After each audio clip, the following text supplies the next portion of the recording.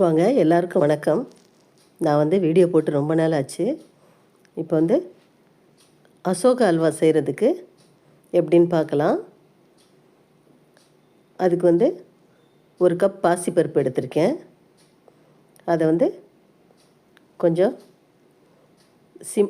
ரொம்ப ஹையில் வைக்காமல் நல்லா கலர் மாறாமல் அதை நல்லா வறுத்து எடுத்துக்கலாம்.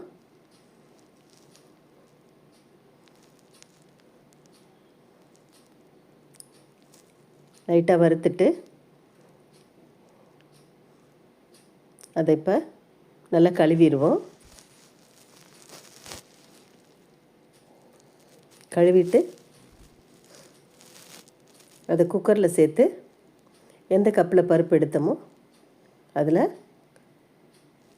ஒரு 2 கப் தண்ணி விட்டு ஒரு 3 விசில் விட்டு ஆஃப் பண்ணி வச்சுக்கலாம்.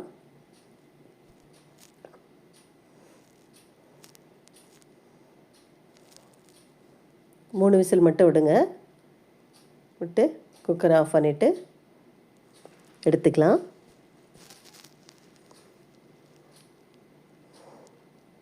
அதை நல்லா கொஞ்சம் கடைஞ்சி விட்டு அப்படியே தொட்டால் நல்லா குழ குழன்னு வெந்திருக்கும்.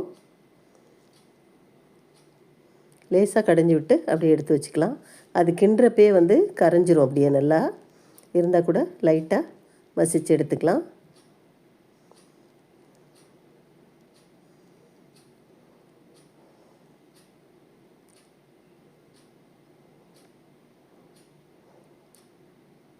அதை ஒரு பவுலில் மாற்றி வச்சுட்டேன். இப்போ ஒரு 3 டேபிள் ஸ்பூன் கிட்ட நெய் விட்டு கொஞ்சம் முந்திரி திராட்சை வறுத்து எடுத்து வச்சுக்கலாம்.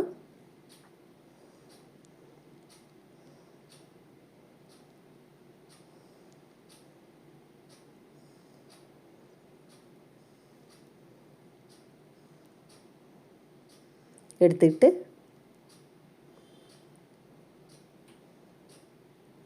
அதில் ஒரு 1/4 கப்பு, அதாவது ஒரு 3 டேபிள் ஸ்பூன் இருக்கும். அதை கோதுமை மாவு எடுத்திருக்கேன்.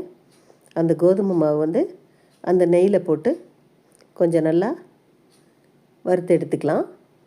கொஞ்சம் கலர் மாறுற மாதிரி நல்ல வாசமாக இருக்கும். வறுத்து எடுத்துட்டு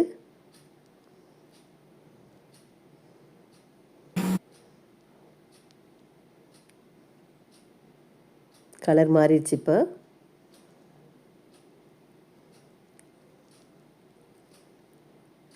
முதல்ல கல்யாண வீட்டில எல்லாம் அசோகா அல்வா தான் ஃபஸ்ட்டு இலையில் வைப்பாங்க. சூப்பராக இருக்கும். அது செஞ்சு பாருங்கள். இப்போ நம்ம மசிச்சு எடுத்து வச்சோம்ல பாசிப்பருப்பு, அதை இதில் சேர்த்துக்கலாம். சேர்த்து அப்படியே கிளறிட்டே இருக்கணும்.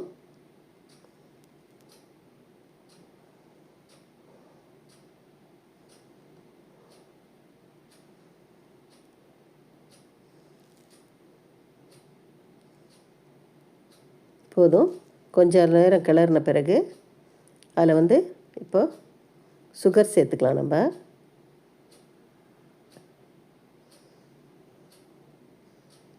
ஒரு 1.5 கப்பு, எந்த கப்பில் போட்டிங்களோ அதிலேயே 1.5 கப்பு சுகர் எடுத்துக்கோங்க.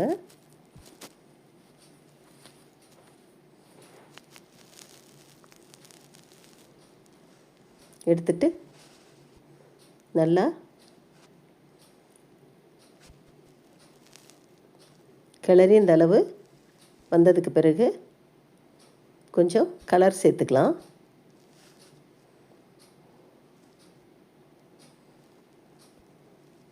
ரெட் கலர் இல்லைன்னா ஆரஞ்சு கலர் சேர்த்துக்கோங்க.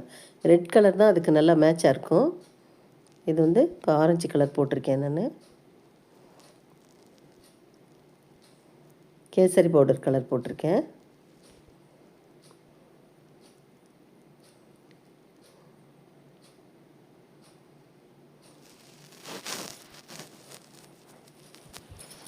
போட்டு கொஞ்சம் நேரம் கிளறுங்க. இப்போ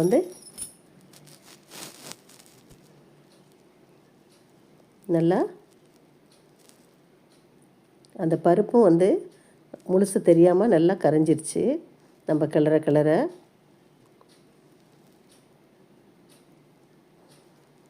இப்போது 1/4 கப்பு நெய் எடுத்திருக்கேன்.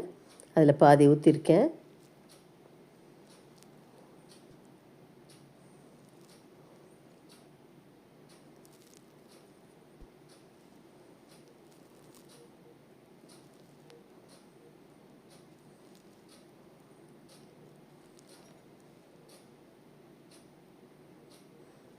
கொஞ்ச நேரம் நல்லா கிளறி விட்டு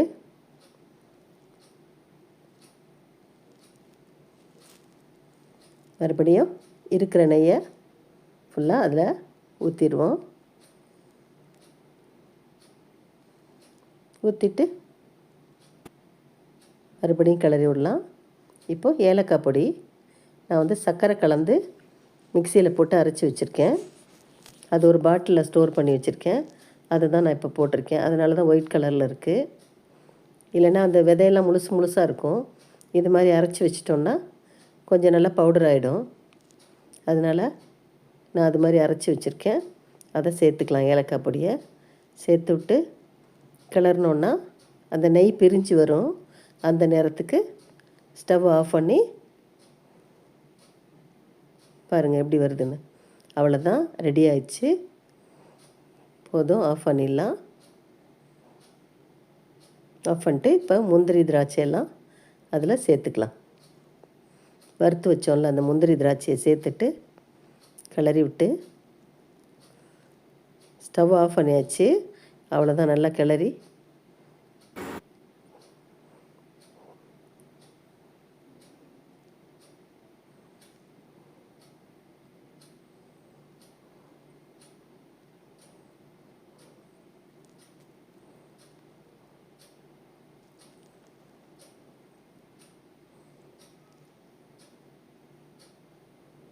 அந்த கண்ணாடி பதம் மாதிரி வந்தாலே அது பதமாகிடுச்சின்னு அர்த்தம். அவ்வளோதான்.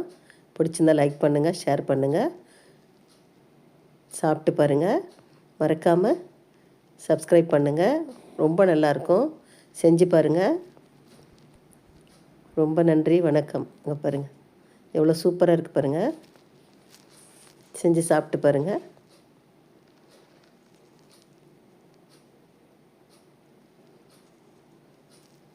சூடாக சாப்பிட்டா அவ்வளோ டேஸ்ட்டாக இருக்கும். லைக் பண்ணுங்கள், சப்ஸ்கிரைப் பண்ணுங்கள்.